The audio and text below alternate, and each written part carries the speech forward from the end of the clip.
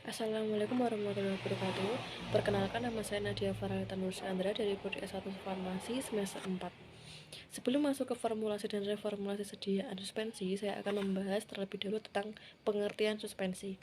Suspensi adalah sediaan yang mengandung bahan obat padat dalam bentuk halus dan tidak larut terdispersi dalam sediaan pembawa. Kemudian, macam-macam suspensi berdasarkan penggunaannya, yaitu suspensi oral, suspensi topikal, suspensi tetes telinga, suspensi optalmik. Suspensi mempunyai syarat-syarat, yaitu menurut Farmakope edisi 3 halaman 33, yaitu suspensi terdispersi harus halus dan tidak boleh mengendap. Jika dikocok harus segera terdispersi kembali. Dapat mengandung zat tambahan untuk menjamin stabilitas, dan yang terakhir, kekentalan suspensi tidak boleh terlalu tinggi agar mudah dikocok dan dituang. Dan menurut FI edisi 4 halaman 18, suspensi tidak boleh diinjeksikan secara intravena. Suspensi yang dinyatakan untuk digunakan dengan cara tertentu harus mengandung zat antimikroba. Kemudian, suspensi harus dikocok sebelum digunakan. Yang terakhir, suspensi harus disimpan dalam wadah tertutup rapat. Suspensi memiliki keuntungan dan kerugian. Sediaan suspensi yang pertama, keuntungannya dalam sediaan suspensi itu bahan obat tidak larut dapat bekerja sebagai depo yang dapat memperlambat lepas obat. Yang kedua, beberapa bahan tidak stabil jika tersedia dalam bentuk larutan. Ketiga, obat dalam sediaan suspensi rasanya lebih enak dibandingkan dalam larutan Covea. Ada rasa obat yang tergantung kelarutannya. Kemudian, kerugian sediaan suspensi yang pertama, rasa obat dalam larutan lebih jelas. Kedua, tidak praktis bila dibandingkan dalam bentuk sediaan lain, misalnya pulver. Sediaan lainnya misalnya pulveros, tablet, dan kapsul. Yang ketiga, rentan terhadap degradasi dan kemungkinan terjadinya reaksi kimia antar kandungan dalam larutan di mana terdapat air sebagai katalisator. Formulasi dan reformulasi suspensi ibuprofen di sini adalah baku formulasi. Baru di sini saya mengambil dari jurnal formulasi dan evaluasi stabilitas fisik suspensi ibuprofen yang menggunakan kombinasi polimer serbuk gom Arab dan natrium karboksimetil selulosa oleh penulis Azam dan dari Stikes Anur. Sumbernya Cirebon, Jawa Barat, Indonesia. Pada jurnal ini nantinya meneliti mengenai formulasi dan evaluasi stabilitas fisik suspensi ibuprofen menggunakan gom Arab dan natrium karboksimetil selulosa sebagai zat pensuspensi. Di sini yang stabil adalah formulasi 30. Edisi ini dilihat formulasinya pada formula 3 ada noprofin sebagai zat aktif, gom Arab sebagai suspensi, natrium karboksimetil selulosa sebagai pensuspensi, propilen sebagai solvent, sorbitol 70% sebagai pemanis, oleum citri sebagai pengaroma, sunset yellow sebagai pewarna, dan aquade sebagai pembawa. Selanjutnya ada reformulasi. Di sini saya mengembangkan reformulasi yang didapat dari jurnal oleh penulis Umi Fatmawati, Sarjana SI MFAM, Clean APT dari Program Studi S1 Farmasi Sikes Rumah Sakit Anwar Medika volume nomor 1 Desember 2018.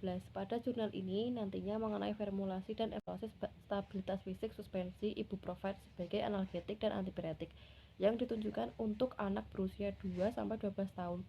Di sini menggunakan gom Arab dan natrium karboksimetil selulosa sebagai zat pensuspensi. Untuk di sini menggunakan gom Arab dan natrium karboksimetil selulosa sebagai zat pensuspensi untuk menunjang stabilitas utama suspensi. Pada konsentrasi gom Arab dan natrium karboksimetil selulosa 2,5% dan 0,75%. Selanjutnya ada formulasinya. Di sini ditunjukkan ada ibuprofen sebagai zat aktif, gom Arab 25% sebagai pensuspensi, CMCNA 0,75% sebagai pensuspensi, sukrosa 20% sebagai pemanis, metilparaben 0,1% sebagai pengawet, asam sitrat 0,1% sebagai dapar, propilen glikol 5% sebagai CO solvent, perasa jeruk sebagai perasa, dan aquade sebagai pembawa. Pada pengembangan ini, bahan tambahan yang saya kembangkan ada metilparaben, asam sitrat, dan perasa jeruk. Kenapa menggunakan bahan tersebut? Karena pada metilparaben sebagai pengawet intraaktivas, antimikroorganismenya lebih kuat dibanding aktivitas antimikroorganismenya itu bekerja pada pH 4-8 dengan rentan 0,01% sampai 0,2%. Penambahan bahan perasa jeruk dan jeruknya langsung yang masih segar dan diproses sebagai mekanik dan terkandung 90% jeruk. Kemudian ada asam sitrat. Alasannya karena asam sitrat juga memiliki kemampuan menurunkan derajat keasaman pH. Selanjutnya ada reformulasi.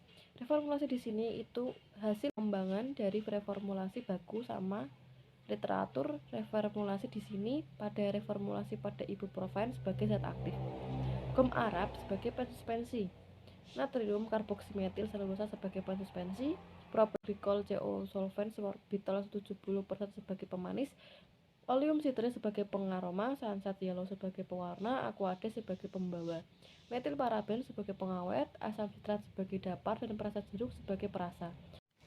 Metilparaben sebagai pengawet, asam sitrat sebagai dapar, dan perasa jeruk sebagai perasa.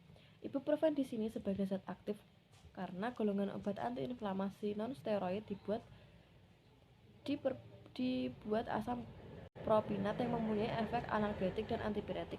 Kemudian suspending agentnya ada gum arab dan CMCNA. Kombinasi suspensi agent ini di mana natrium karboksimetil selulosa atau CMCNA itu merupakan turunan dari selulosa dan sering digunakan dalam industri pangan. Pada kegunaan antara lainnya itu sebagai suspending agent, stabilizing agent, sedangkan pada serbuk gum arab itu hidrokoloid yang mudah larut dalam air. Serbuk gum arab dapat meningkatkan stabilitas dengan peningkatan viskositas. Serbuk gum arab merupakan bahan pengental suspensi yang efektif karena kemampuannya melindungi koloid. Selanjutnya ada penggunaan propilen glikol di sini sebagai CO solvent. Dia itu sebagai pelarut yang umumnya lebih baik daripada gliserin dan melarutkan berbagai jenis material seperti kortikosteroid, fenol, obat golongan sulfa, barbiturat, vitamin A, dan D. Hampir semua alkaloid, kebanyakan obat anestesi lokal. Selanjutnya penggunaan pewarna di sini saya menggunakan sunset yellow. Dia itu serbuk kuning kemerahan. Di dalam larutan dia itu akan memberikan warna orange terang.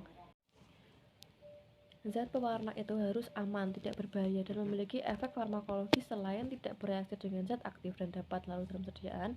Kemudian saya menggunakan metilparaben sebagai pengawet. Dia itu pengawet yang lebih akurat terhadap kapang dan hamir dibandingkan terhadap bakteri. Namun aktivitas antibakterinya lebih kuat dibandingkan ester benzoat dan salisilat. Aktivitas antimikroorganismenya bekerja pada pH 4-8 dengan rentan 0,01% sampai 0,2%. Pada penggunaannya, daparnya saya menggunakan asam sitrat, yaitu larut dalam kurang dari 1 bagian air dan dalam 1,5 bagian etanol 95%. Sukar larut dalam ether. Asam sitrat ini juga memiliki kemampuan menurunkan derajat keasaman pH. Terus pada perasa di sini saya menggunakan perasa jeruk, yaitu jeruk yang masih segar yang diproses secara mekanik akan terkandung 90% jeruk. Selanjutnya ada pengaroma yaitu oleum citri. Dia itu minyak jeruk merupakan cairan kuning pucat atau kering kehijauan. Bau khas, rasanya pedas agak pahit, larut dalam 12 volume etanol 90%, bebas larut agak berubah lasensi, dapat bercampur dengan etanol mutlak. Selanjutnya penggunaan pelarut. Di sini saya menggunakan aquades. Aquades nantinya dalam suspensi menjadi phase cair sebagai pelarut untuk bahan yang dapat larut dalam air dan juga sebagai penambah volume suspensi. Sekian dan terima kasih. Apabila ada perkataan yang berkenan ataupun penjelasannya kurang baik, mohon maaf. Wassalamualaikum warahmatullahi wabarakatuh.